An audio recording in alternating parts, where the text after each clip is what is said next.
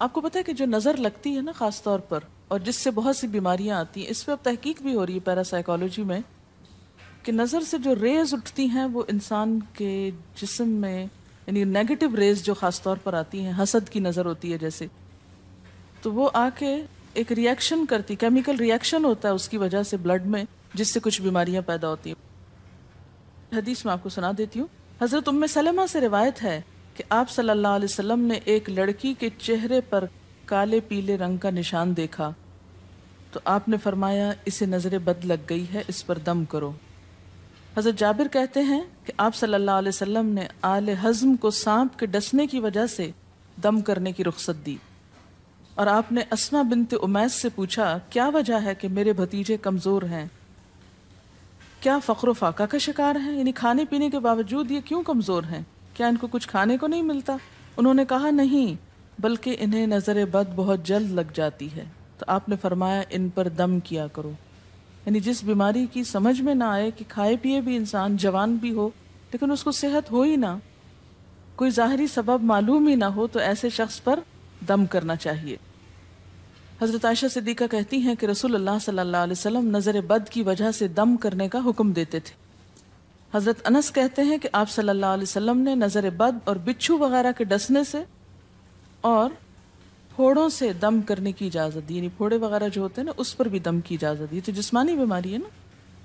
اور نظر کے بارے میں تو یہ بھی کہا گیا ہے، حدیث میں آتا ہے کہ نظر بد کا لگنا حق ہے، انسان کو اونچے پہاڑ سے گرا سکتی، کیونکہ ہوتا کیا ہے کہ جب ایک خاص اینگل سے دیکھا جاتا ہے تو دوسرے انسان کے جسم میں جیسے لرزہ سا آ جاتا ہے نا، اور انسان ہل جاتا ہے۔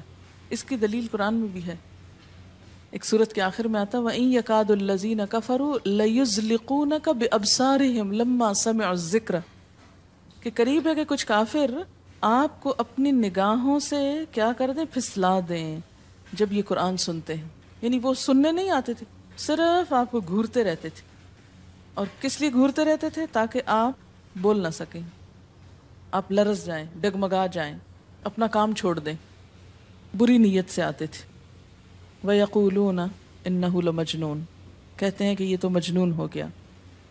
آپ صلی اللہ علیہ وسلم نے فرمایا نظر بد حق ہے، اگر تقدیر سے کوئی چیز سبقت لے جا سکتی ہوتی تو وہ نظر بد ہے۔ پتہ کیسے چلے؟ چل جاتا ہے، پتہ کیوں نہیں چلتا؟ مثلاً آپ کا بچہ ہنس رہا تھا، کھیل رہا تھا، دودھ پی رہا تھا، کہ اچانک کوئی شخص آیا اور جب وہ اٹھا تو بچے نے شور کرنا شروع کر دیا، اور پتہ چل جاتا ہے۔ بعض اوقات گھر ہی کے لوگوں کی لگ جاتی، بعض اوقات محبت سے بھی لگ جاتی، کہ بچہ کھیل رہا تھا، آپ دیکھتے کہ وہ گر پڑا، اچانک رونا دھونا شروع ہو گیا، سر پٹ گیا۔ حدیث میں آتا ہے نظر بد انسان کو موت تک اور اونٹ کو ہانڈی تک پہنچا دیتی ہے۔ اونٹ کو ہانڈی تک پہنچانے کا مطلب کیا ہے؟ ذبح کرنا پڑ جاتا ہے، تڑپنے لگتا ہے۔ آپ صلی اللہ علیہ وسلم نے فرمایا اللہ کی قضاء اور تقدیر کے بعد سب سے زیادہ نظر بد کی وجہ سے میری امت میں اموات ہوں گی۔ آپ صلی اللہ علیہ وسلم نے فرمایا نظر بد سے اللہ کی پناہ طلب کیا کرو، کیونکہ نظر بد کا لگنا حق ہے۔ اسما بنت امیس نے آپ سے گزارش کی کہ بنو جعفر کو نظر بد لگ جاتی ہے تو کیا وہ ان پہ دم کر سکتی ہیں؟ آپ نے فرمایا ہاں، یعنی ایک عورت بھی دم کر سکتی ہے، اور اگر تقدیر سے کوئی چیز سبقت لے جانے والی ہوتی تو وہ نظر بد ہے۔ آپ نے فرمایا بے شک نظر بد انسان پر اثر انداز ہوتی ہے، حتیٰ کہ اگر وہ ایک اونچی جگہ پر ہو تو نظر کی وجہ سے گر بھی سکتا ہے، یعنی فزیکلی بھی اثر انداز ہوتی۔ اور آپ دیکھیں کہ وہ قرآن پاک میں نہیں آتا وَمِن شَرِّ حَاسِدٍ إِذَا حَسَد، اور حاسد کی شر سے جب وہ حسد کرے، تو نظر بد ہوتی کس کی ہے؟ حاسد کی ہوتی۔ بری نظر کس کی ہوتی ہے؟ حاسد کی۔ تو جو صبح شام 3 دفعہ یہ پڑھتے رہیں ان کو حاسد کچھ نہیں کر سکتے، ان کا کچھ نہیں بگاڑ سکتے، جتنا چاہیں گھورتے رہیں۔ اسی طرح ابن کثیر نے کہا کہ نظر بد کا اللہ کے حکم سے لگنا اور اثر انداز ہونا حق ہے۔ تو جب اللہ کی پناہ لیتے ہیں نا قل اعوذ برب الفلق قل اعوذ برب الناس، تو آپ نے اللہ کے پناہ لے لی، شیلٹر میں آ گئے آپ۔ اب ہر چیز بیکار ہو رہی ہے، سب نظریں وظریں، اور اگر لگتی بھی ہے انسان کو تو کس سے؟ اللہ کے اذن سے لگتی۔ حافظ ابن حجر کہتے ہیں کہ نظر بد کی حقیقت کچھ یوں ہے کہ ایک خبیث الطبع انسان اپنی حاسدانہ نظر جس شخص پر ڈالے تو اسے نقصان پہنچے۔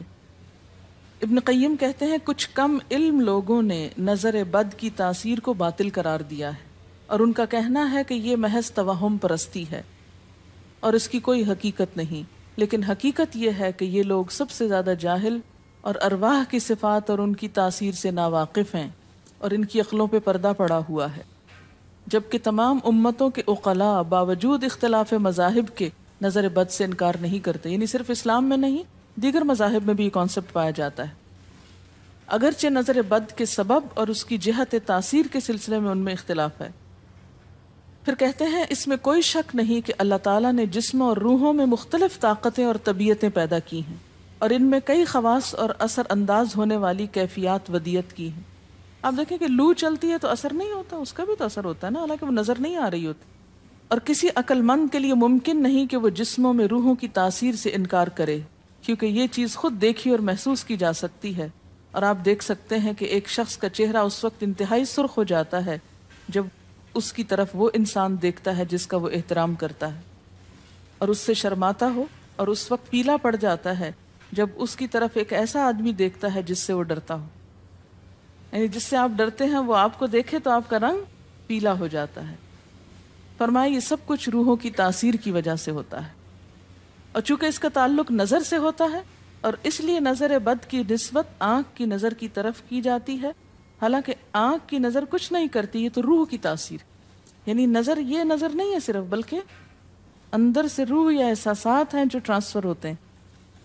آپ دیکھیں کہ محبت کی نظر کیا اثر نہیں کرتی؟ کرتی ہے نا. اسی طرح نفرت کی، غصے کی، اور آپ کے چھوٹے بچے خاص طور پہ نظروں کو بہت پہچانتے ہیں. آپ نے دیکھا ہوگا کہ بچے کچھ لوگوں کے پاس فوراً چلے جاتے ہیں اور کچھ لوگوں کے پاس نہیں جاتے. بچوں کی مثال اس لیے دے رہی ہوں کہ وہ معصوم ہوتے ہیں نا، ان کو کسی نے سکھایا پڑھایا نہیں ہوتا کہ ادھر جاؤ اور ادھر نہ جاؤ، اور اگر آپ سکھائیں پڑھائیں بھی تو پھر بھی وہ اپنی مرضی کرتے ہیں، آپ کی نہیں مانتے. تو وہ ایک طرح سے بہترین جج ہوتے ہیں. بعض لوگوں کو دیکھ کے بچے رونے لگتے ہیں، بعض کو دیکھ کے مسکرانے لگتے ہیں. تو یہ ایسا کیوں ہوتا ہے؟ اچھا، اسی طرح اگر کوئی شخص کانسٹنٹلی آپ کو دیکھ رہا تو آپ کانشیس ہو جاتے ہیں، آپ ٹھہر نہیں سکتے. اسی طرح اگر کوئی سٹیئر کر رہا ہو تو اس کی نظروں سے بعض اوقات خوف بھی آنے لگتا ہے. اللہ نے کیسی کیسی طاقتیں انسان کو دی ہیں. سلطان النصیرہ. اچھا، پھر لکھتے ہیں کہ روحیں اپنی طبیعتوں، طاقتوں اور کیفیتوں اور اپنے خواص کے اعتبار سے مختلف ہوتی. سو حسد کرنے والے انسان کی روح واضح طور پر اس شخص کو اذیت پہنچاتی ہے جس سے حسد کیا جاتا ہے. ویسے بھی تو آپ دیکھیں نا، وہ رویے ایک دم آپ پہچان لیتے ہیں. یہی وجہ ہے کہ اللہ تعالیٰ نے حاسد کے شر سے پناہ طلب کرنے کا حکم دیا ہے. حاسد کی تاثیر ایک ایسی چیز ہے جس سے وہی انکار کر سکتا ہے جو حقیقت انسانیت سے خارج ہو. جنوں کی نظر بھی لگتی. یہ میرا قول نہیں ہے، حدیث ہے. حضرت ابو سعید خدری سے روایت ہے کہ رسول اللہ صلی اللہ علیہ وسلم جنات اور انسانوں کی نظر بد سے پناہ مانگتے تھے. یعنی آپ جو پناہ مانگتے تھے بری نظر سے، وہ انسانوں کی بھی اور جنوں کی بھی. پھر جب معوذتین الفلق اور الناس نازل ہوئیں تو آپ انہی کو پڑھتے اور باقی دعائیں آپ نے چھوڑ دی تھی.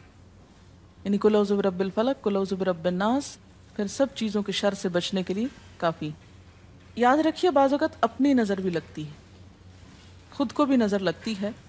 اسی طرح جب لباس اتارا جاتا ہے نہانے کے لیے مثلاً، تو اس وقت بھی دعا سکھائی گئی. بسم اللہ پڑھنی چاہیے، بیسیکلی بسم اللہ پڑھ کر اتارنے چاہیے. اور اس کے علاوہ اعوذ بکلمات اللہ التامات من شر ما خلق بھی پڑھ سکتے ہیں. آپ کو معلوم ہے کہ ٹوائلٹ میں جانے سے پہلے بھی دعا سکھائی گئی، کیونکہ جنات کے ٹھکانے گندی جگہوں پر ہوتے ہیں. اللہم انی اعوذ بک من الخبث والخبائث، خبیث جنوں اور خبیث جننیوں، خبائث سے تیری پناہ میں آتا ہوں. یہ دعا کیوں سکھائی گئی؟ اسی لیے کہ اگر آپ وہاں پر موجود ہیں اور خصوصاً اگر آپ بے لباس ہیں تو بھی ایسی چیزوں کی نظر بھی لگ سکتی ہے اور وہ چیزیں اثر انداز بھی ہو سکتی ہیں. اسی لیے بلا ضرورت تنہائی میں بھی بے لباس ہونے سے منع کیا گیا ہے. بعض لوگوں کی عادت ہوتی ہے نا کہ وہ نہانے بیٹھتے ہیں تو وہی کپڑے دھونے شروع کر دیتے ہیں، اور نہیں، بس فوراً اپنے آپ کو ڈھانکنے کی کوشش کریں. بلا ضرورت زیادہ دیر بے لباس نہ رہیں. ایک حدیث میں آتا ہے، ابو امامہ کہتے ہیں کہ میرے باپ سہل بن حنیف نے غسل کا ارادہ کیا، اور جب قمیص اتاری تو عامر بن ربیعہ ان کی طرف دیکھ رہے تھے۔ ان کا رنگ انتہائی سفید تھا اور جلد بہت خوبصورت تھی۔ عامر نے دیکھتے ہی کہا، میں نے آج تک اتنی خوبصورت جلد کسی کنواری لڑکی کی بھی نہیں دیکھی۔ ان کا یہ کہنا تھا کہ سہل کو شدید بخار شروع ہو گیا۔ چنانچہ نبی صلی اللہ علیہ وسلم کو یہ قصہ بتایا گیا، اور آپ سے یہ بھی کہا گیا کہ سہل کی حالت یہ ہے کہ وہ سر بھی نہیں اٹھا سکتا۔ آپ نے پوچھا، کیا تمہیں کسی پہ شک ہے؟ انہوں نے کہا، جی ہاں، عامر بن ربیعہ پہ ہو سکتا ہے۔ آپ نے انہیں بلوایا اور ناراضگی کا اظہار کرتے ہوئے فرمایا، تم میں سے کوئی ایک کیوں اپنے بھائی کو قتل کرتا ہے؟ کیا تم بارک اللہ نہیں کہہ سکتے تھے؟ اس لیے اب غسل کرو، اور اس غسل کا پانی کس پہ ڈالا جائے؟ جس کو نظر لگی۔ عامر نے اپنا چہرہ، ہاتھ، کوہنیاں، ٹخنے، پاؤں اور اپنی چادر کے اندرونی حصے دھوئے، پھر اسی پانی کو آپ نے سہل کے اوپر پیچھے سے بہا دی، یہ نہیں کہ اس کے منہ پہ ڈالا، پیچھے سے بہا دیا، اور سہل فوراً ٹھیک ہو گئے۔ اس کا طریقہ بتایا گیا اس غسل کا۔ ابن شہاب زہری کا کہنا ہے کہ ہمارے زمانے کے علماء نے غسل کی یہ کیفیت بیان کی ہے، جس آدمی کی نظر لگی ہو اس کے سامنے ایک برتن رکھ دیا جائے، جس میں وہ سب سے پہلے کلی کرے اور پانی اسی برتن میں گرائے، پھر اپنا چہرہ دھوئے، پھر اسی پانی کے ذریعے اپنے ہتھیلیاں، دائیں ہاتھ اور ہتھیلی پہ پانی بہائے، پھر بائیں پر، اور پھر دائیں کوہنی پر، پھر بائیں کوہنی پر، پھر بائیں ہاتھ سے اپنا دایاں پاؤں دھوئے، پھر دائیں ہاتھ سے بایاں پاؤں دھوئے، اور پھر اسی طرح گھٹنوں پہ پانی بہائے، اور پھر یاد رہے کہ سارا پانی برتن کے اندر جائے، اور اس کے بعد جس شخص کو نظر لگی ہو اس کے سر کی پچھلی جانب سے وہ پانی ایک ہی بار بہا دیا جائے۔ حضرت عائشہ کہتی ہیں کہ جس شخص کو بری نظر لگتی اس کو اسی طرح غسل کروایا جاتا۔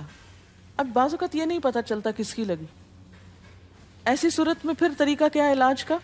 مریض کے سر پہ ہاتھ رکھ کر یہ دعا پڑھی جائے، بسم اللہ ارقیک من کل داء یؤذیک من کل نفس او عین حاسد اللہ یشفیک بسم اللہ ارقیک۔